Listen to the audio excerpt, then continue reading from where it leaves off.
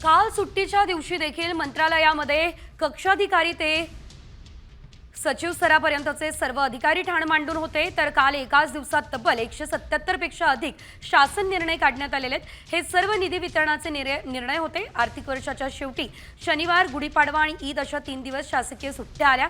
दरम्यान चालू आर्थिक वर्षातील मंजूर निधी 31 मार्चपर्यंत वितरित न झाल्यास तो परत जातो। त्यामुळे सुट्ट्या असूनही गेली 3 दिवस मंत्रालयामध्ये अधिकाऱ्यांची धावपळ बघायला मिळाली आहे।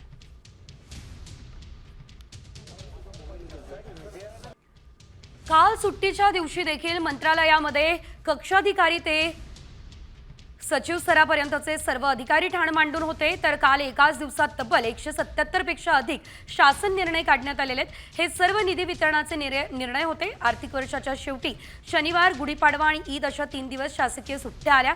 दरम्यान चालू आर्थिक वर्षातील मंजूर निधी 31 मार्चपर्यंत वितरित न झाल्यास तो परत जातो। त्यामुळे सुट्ट्या असूनही गेली 3 दिवस मंत्रालयामध्ये अधिकाऱ्यांची धावपळ बघायला मिळाली आहे।